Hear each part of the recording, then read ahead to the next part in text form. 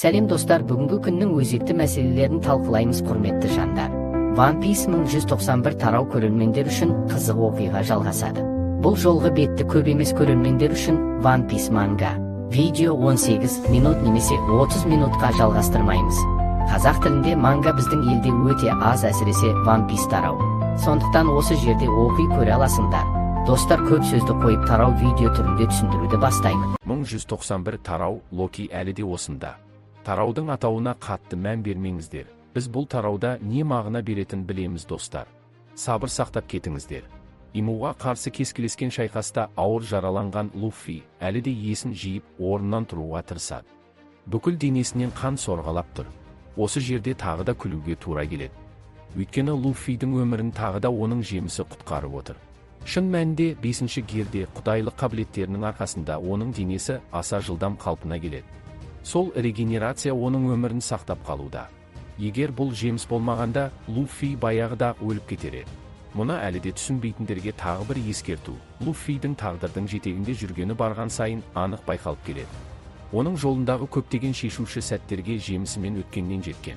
Сондықтан бұл көріністе соның айқын дәлелі. Тараудың басында Луффи жаралы Габанға қарай жақындайды. Жерде шалқасынан жатқан, ауыр жараланған Габанның әрең тыныстап жатқанын көреміз. Ал өзі де әбден жараланған Луффи оған қарай еңбектеп келеді. Луффи тағы да өзіне тән аңғал сөздерін айта бастайды. Міне осы жерде Габанға тағы да үлкен құрмет. Нағыз ер адам деген осы. Ол жеңілісіне сылтау іздемейді, ешкімді кінәламайды. Бар жауапкершілікті өз мойнына алады. Олардың мақсатына жетіп қойғанына сенбе. Ауыр болса Габан шабуылын әлі де жалғастырып жатыр. Қария, бұл адам кім өзі? Деп қайта сұрайды ол. Ал Луффи болса әбден титықтап шалқасынан жатыр. Көзін көкке қадаған. Оның жанарынан шынайы азап анық көрінеді. Егер жемісім болмағанда баяғыда-ақ өліп кетер едім. Жарайды, шыда. Әлі де бәрі біткен жоқ. Кім ол? Мұны білудің ешкімге қажеті жоқ. Осы кезде Габан тағы да ешкімнен көмек күтпей, кесіліп қалған қолын өзі таңып жатыр. Бұл қария ешкімге сенбейді, тек өзіне ғана сүйенеді. Қысқаша айтқанда, Габанның жауабы мынау. Ол әлем билеуші. Габанның бұл сөздері айналаға жаңғырып тарайды. Келесі сәтте оқиға бізді төменге, Габанның өзі Инсамуды лақтырып жіберген жерге алып түседі. Яғни Элбафтың жер астындағы төменгі деңгейіне. Жер асты әлемі. Байғұс жануарлар жоғарыдан құлаған адамға жақындамақ болады. Алайда сол сәтте оларды аса қуатты корольдік хаки бірден жайпап өтеді. Бар болғаны бірнеше секундтың ішінде бәрі есінен танып, нокаутқа түседі. Габан қиратқан жарылған ағаш тұрған, имса құлаған жартастың маңынан жойқын корольдік хаки толқындары таралып жатыр. Сол маңға жақындауға тырысқан тіршілік иелерінің бәрі бірінен соң бірі құлап жатыр. Ал Инсамаға да Гэнgbangтің соққысы тигені көрінеді. Ол жерде жатып, жоғарыға қарап жатыр. Бірақ әдеттегідей, өз ойымен әуре болып кеткен. Байғұс Инсама. Шынымды айтсам, оны түсінуге болады. Мына бала кезінде құдайлар аңғарында жүрген әлгі баланың осындай деңгейге жететінін ешқашан ойламаппын. Шеттегі түсіндірме. Имса бұл жерде Скупер Габан туралы айтып отыр. Габан қазір өзінің шарықтау шегінде емес. Оның үстіне ол құдайлар аңғарында болған кездің өзінде ақ, яғни Роджер қайтыс болғаннан 4 жыл бұрын, өзінің ең мықты шағында болған. Бірақ қазіргі Габанның деңгейі соншалықты жоғары, оның бүгінгі күшіне жеткенін тіпті сол кездегі Габанмен салыстыру қиын. Тіпті Имса өзі де шыдамай, бәрін түсіндіргісі келгендей болып тұр. Габанның прайм кезімен қазіргі Габан екі бөлек адам емес дегенді ұқтыруға тырысқандай. Сол күні ақ Рокспен бірге оның көзін жоюын керек еді. Инсама Габанды жас кезінде күш-қуаты тасып, өзінің ең шарықтау шағында тұрған кезінде өлтіріп тастамағанына тағы да өкінеді.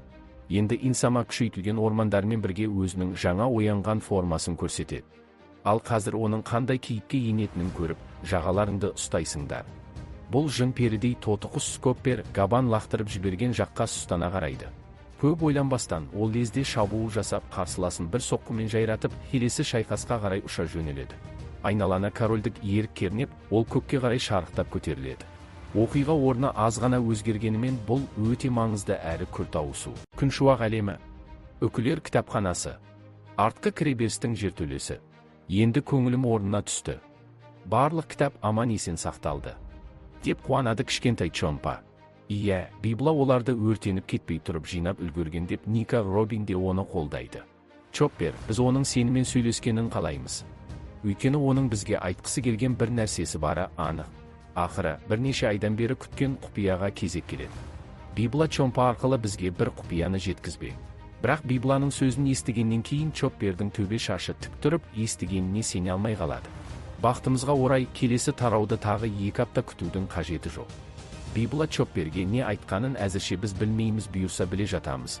Сонымен біз келесі қызық бетке көшеміз. Біз қайтадан Инсаманың шайқасына ораламыз.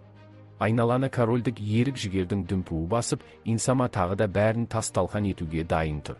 Бейшара, денесі таңулы, жарақаттан әбден титықтаған Габанта, соққыдан әбден қалжыраған Луффи де корольдің қайта келгенін сезіп, тағы да аяқтарынан тік тұра алмай құлайды. Ал Инсама андерграундтан өзімен бірге Габан кезінде кесіп тастаған әлгі қираған бұтақты алып шыққан.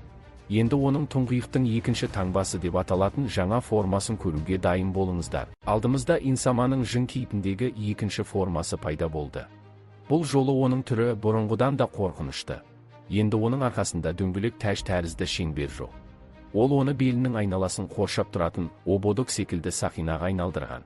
Екі қолының айналасында да қосымша омандар пайда болып, олар қорғаныс қабілетімен және бақылау хоккейімен күшейтілген. Ал оң аяғы да әлдебір таспалармен қапталған. Бірақ ең маңыздысына назар аударыңыздар, оның сол қолына қараңыздар. Онда тұңғиықтың екінші деңгейлі таңбасы пайда болған. Демек, оның бұған дейінгі формасы бірінші деңгей болғаны.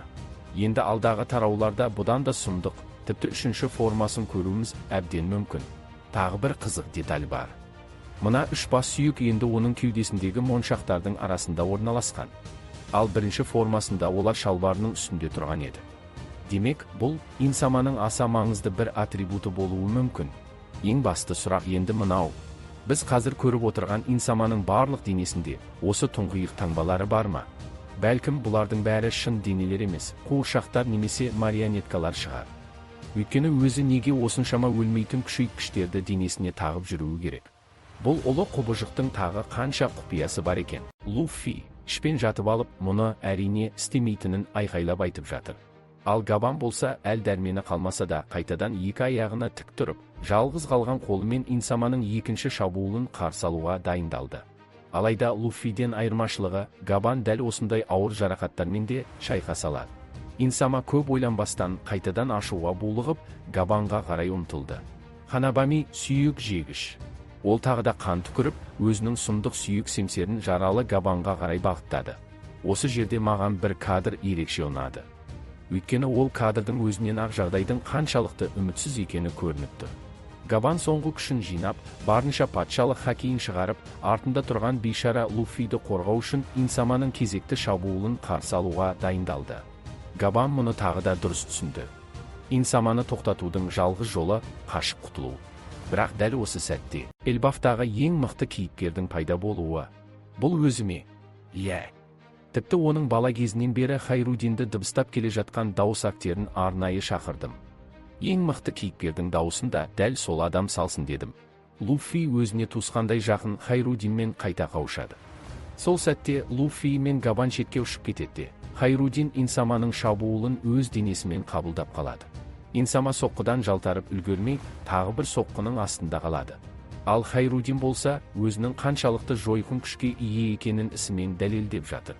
Тіпті көрсетілгеніне қараса, оның шабуылы Оппейдің жартысын ойрандап жіберетіндей деңгейде.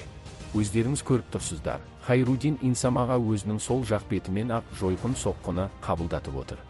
Бұл нағыз танктың соққысы. Хайрудин бар күшін салып айқайлайды.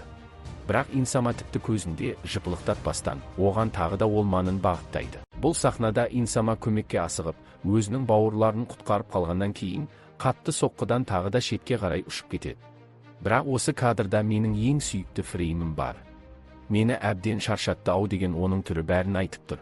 Инсама артқа қарай ұшып бара жатып та Хайрудинге өзінің жойқын шабуылын жасап үлгереді. Байғұс Инсаманы өзімде түсінемін. Мына тарақандар әбден жүйкесіне тиді, өлмейді де қояды. Хайрудин өзіне қарай тағы да бомбалар бағытталғанын көріп, бұл шабуылды тікелей қабылдауға дайындалады. Ал Инсама болса, қатты соққының әсерінен қайтадан жақын маңдағы жартастың ішіне барып соғылады. Бір сәтте ол жалынның астында қалады. Байғұс инсам әрең дегенде есін жиып, ентігін басып, тағы да ашуға беріліп кетпеуге тырысқандай, баяу орнынан көтеріле бастайды. Сөйтсе, Хайрудин ең соңғы сәтте қалқанын тосып үлгерген екен. Алайда бұл жойқын шабуыл қалқанды қақ айырмай қоймады. Менің айлам маған қайтадан жүрмейді деп ойладың ба? Деп байқайды Хайрудин. Мен өзім. Сен үшін. Бізді құтқардың, Хайрудин. Деп оның сөзін кеңкпен бөліп жібереді. Бірақ ол өлмейді. Біз оны жеңе алмаймыз. Сондықтан Мугивара Луффи қашуы керек. Бұл, бір тараудың ішінде үшінші рет айтылып тұрған нәрсе, олардың жалғыз амалы қашу. Басқа жоспар жоқ. Өйткені осы бейшаралардың бәрінен айырмашылығы, Луффи инсамның кім екенін, оның қаншалықты қауіпті екенін және дәл қазір оған қарсы тұруға ешкімнің шамасы жетпейтінін шын түсініп тұр. Сондықтан олардың қолынан келетіні тек қашу. Хайрудин Луффиге ақылын айтып, өз дегенін түсіндіруге тырысады. Өз ісіңмен айналшы. Мені райымнан қайтаруға тырыспа деп Луффи тағы да бас тартады. Бүкіл денесі қан-қан болып жатса да, бәлкім Луффи өтірік айтып тұрған жоқ шығар. 5-ші гердегі қалпында оның жаралары шынымен де біртіндеп жазыла бастаған. Инсама, сен де бір қызық жігіт екенсің. Менің ішімде алдын ала жинап қойған тамағым көп. Сондықтан әлі де шайқаса аламын, дейді Луффи еш қисынға келмейтін бірдеңені ойлап тауып. Қандай ақымақ логика бұл. Өзіңнің соғыса алмайтыныңды мойында. Деп Габан оны шындыққа қайтаруға тырысады. Бірақ дәл сол сәтте оларға оман шабуылдары ұшып келеді. О, бомба ұшып келе жатыр. Дейді бірдеңені шайнап отырған, кәдімгідей домалақтанып кеткен Луффи. Жарылыс көрсете қалады. Хайрудин инсаманың омандардан жасалған шабуылын үшінші рет өзіне қабылдап, соққыны тағы да бөгеп қалады. Демек, ол дұрыс айтқан, екінші рет дәл осылай ұстай алмайды дегені бос сөз емес екен. Бірақ бұл жолы да ол екі бауырының өмірін сақтап қалды. Алайда өкінішке қарай, жарылыстан кейін оның артында екінші формасына қайта енген жеңілмейтін инсама пайда болады. Хайрудин, әзірге шегін. Бірге отырып, жоспар құрайық деп Габан ұсыныс айтады. Ал бейшара инсама болса, қайта-қайта жеңілуден бас тартпай жүрген мына тарақандарға ашулана қарап тұр. Мырза, біз баф дегеннің шегіну деген сөзді білмейміз. Біз қайсарлыққа толымыз. Эльбафтың абыройы үшін шайқас алаңына қайта ораламыз. Сенің сол мақтанышың өзіңді тек өлімге алып келеді. Деп Габан оның жігерлі сөзін бөліп жібереді. Бірақ Хайрудинді енді тоқтату мүмкін емес. Тіпті мен қаза тапсам да. Локи осында тұр. Бұл сөз біз мұхабада естіген тақырып болатын. Локидің ағасы. Деп Луффи таңырқай қалады. Алға. Ол Хайрудинге көмектесуге асығып, инсаманың арт жағынан жүгіріп шығады. Хайрудин шынымен де қайта тұрды. Бірақ инсаманың түріне қараңдаршы, оның күйін түсінуге болады. Бұл тарақандар өлімнен тағы қанша уақыт қашып құтылмақ. Дегендей, инсаманың жанарында қаншама мұң жатыр. Алайда дәл осы сәтте Луффи де қайтадан орнынан көтеріледі. Даусынан қарасаң, шынымен айтып тұрған сияқты. Бірақ өзі әлі күнге дейін қан жоса болып тұр. Бәлкім жуынып алуды жай ғана ұмытып кеткен шығар. Ең қызығы, оның қазіргі формасы Кайдоға қарсы соңғы шайқаста ойнап жүріп, оны ойрандаған кездегі сол баяғы формасы. Габан болса, бұларға қарап, бұлардың бәріне не болған өзі? Деп түсінбей дал. Ал Луффи болса, Гому күшін жинай бастайды. Луффи, Локи және ең мықты жауынгер Хайрудин, Иму Неронға қарсы бірлескен шабуылға дайындалуда. Локи жағынан Хайрудинге дейін корольді Хакидің күші тарап жатыр. Харольд та бар, Лаки де бар, ал үшінші ұлға бұл күш сәл кейінірек пайда болатын сияқты. Ода тағы да күштілердің рейтингін көрсетіп отыр. Луффи, Локи және Хайрудин. Демек, Хайрудиннің деңгейі соншалық жоғары болғаны, бұл жерде ол дәл екінші орында тұр. Байқадыңыздар ма? Енді осы үш алып қайтадан Имуға шабуыл жасауға дайындалып жатыр. Ал Иму болса, бұл тарақандардың тағы қанша рет өлімнен аман қалып, күресе беретінін түсінбей дал. Үшеуі күштерін біріктіріп, біріккен шабуылдарын іске асырады. Меніңше келесі жолы ол орнынан көтерілген кезде, біз инсаманың үшінші әрі соңғы формасын көруіміз мүмкін. Ол бұрынғыдан да алып, сұмдық әрі нағыз жойқын жынға айналатын шығар. Достар, біз осымен 1191 тарауды аяқтаймыз. Келесі аптада тарау болмайды. Қазақ тіліне аударған Елдос.